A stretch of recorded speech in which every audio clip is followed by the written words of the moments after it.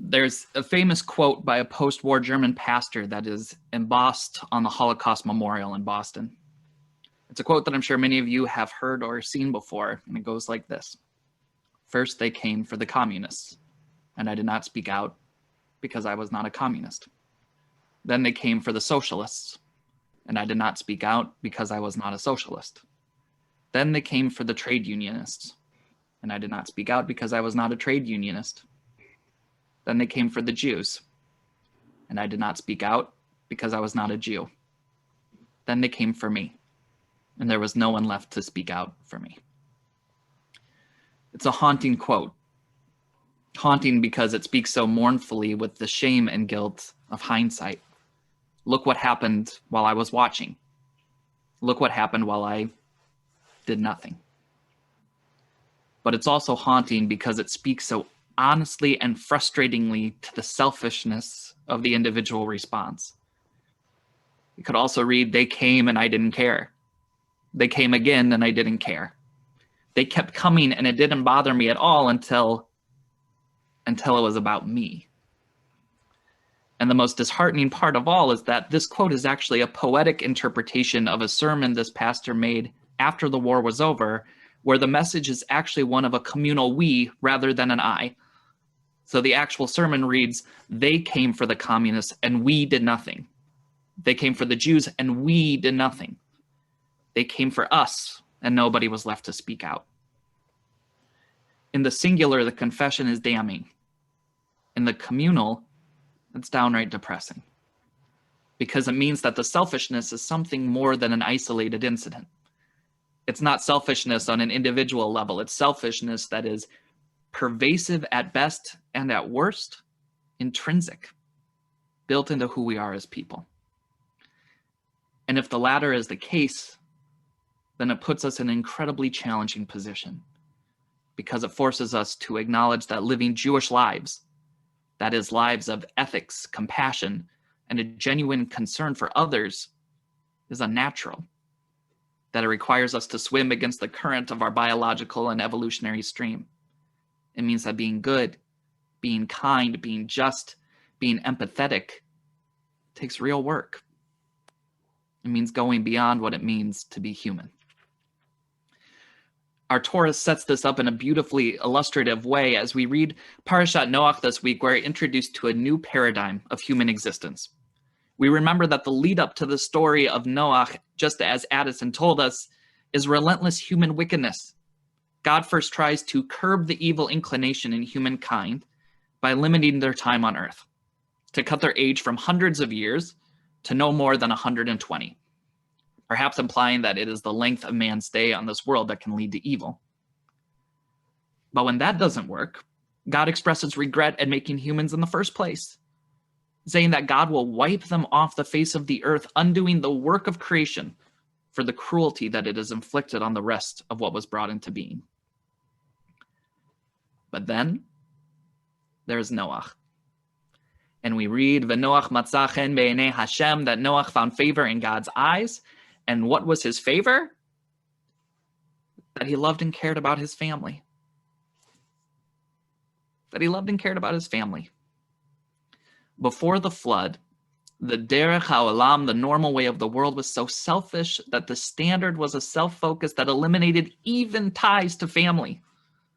We can think of the story of Cain and Abel as a good example, but not as an example of the exception. Rather, it's demonstrative of the rule before the days of Noah.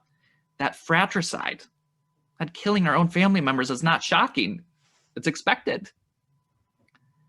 Noah, however, changes that expectation.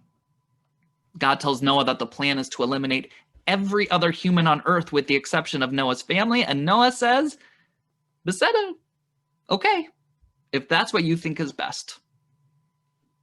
And for this response, Noah is considered the most righteous of his entire generation.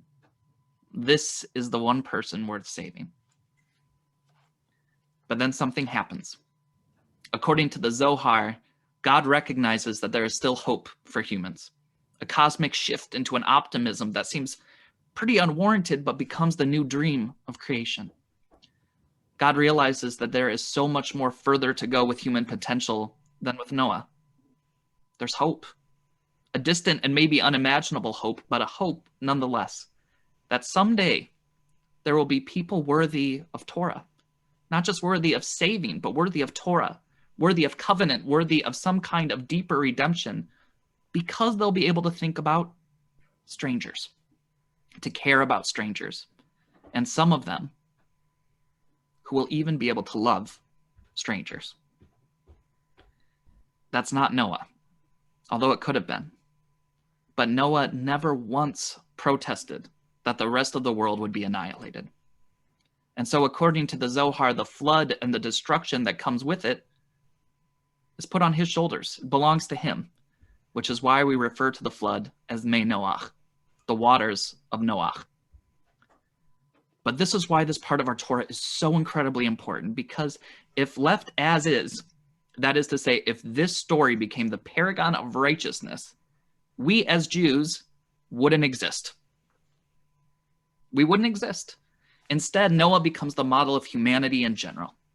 It's why the moral code for all people, according to Jewish tradition, is called the Noahide laws, the universal expectation of human existence. Judaism, talking about the beginnings of Judaism here, begins not with Noah. Judaism begins with someone else. Judaism begins with Abraham. And it begins as a stark contrast to what came before, because when God shows up to speak to this man from Ur of the Chaldeans, God says, Lech lecha, go forth to a land I'll show you. And Abraham says, Beseder. Okay. And then God says, circumcise yourself as a sign of covenant to me. And Abraham says, Beseder. And then God says, I'm going to destroy the cities of Sodom and Gomorrah. And Abraham says, no. No, you're not. Please, please, no. And that, my friends, my family, is where our story begins. Our story as Jews begins when the focus shifts from our struggles, our plights, our injustices, and becomes about the struggles of those who share this world with us, even when they are flawed, even when their ideals and their philosophies differ from our own. Our story not only refuses to be relegated to the confines of an arc, it demands us to constantly look up to the Keshet, to the rainbow that serves as God's promise of a new beginning, and to swear on it an oath that as long as rainbows continue to show up in the sky, we will say a bracha, we will say a blessing, and then we will go beyond. We will go where humans aren't expected to go, and we will care. This isn't a statement of exceptionalism. It's not to say that there aren't non-Jews who live good and ethical lives. Of course there are. It's simply a fact of Torah that we as Jews aren't allowed to hold ourselves to that universal standard. We aren't B'nai Noach. We aren't the people of Noah. We are the rainbow of the covenant. We are the stars in the sky promised to our great patriarch Abraham, and to be part of that promise requires ethical, moral, and empathic transcendence. It means that we're not afforded the luxury to dabble in whataboutism, to say that we should be able to be like everyone else. We aren't. We aren't like everyone else. We shouldn't be like everyone else. If we want to be worthy of calling ourselves by the name of Am Yisrael, of Yehudi, to be called Jewish, then we raise the bar and we keep it raised. And this is when the trial is the hardest. When it's really painful and frustrating, because it means us rewriting the quote and keeping it in front of us always, while eliminating the ego, the transactional element that tarnishes the ideals it's meant to uphold. We have to change the quote to the following: when they come for the communists, we will speak out. When they come for the socialists, we will speak out. When they come for the black, the brown, the gay, the trans, the immigrant, the child, the Muslim, the Sikh, the homeless, the elderly, the poor, the mentally challenged, we will speak out. And when they come for us, we'll speak out. And we won't hold our breath expecting any voices to join ours.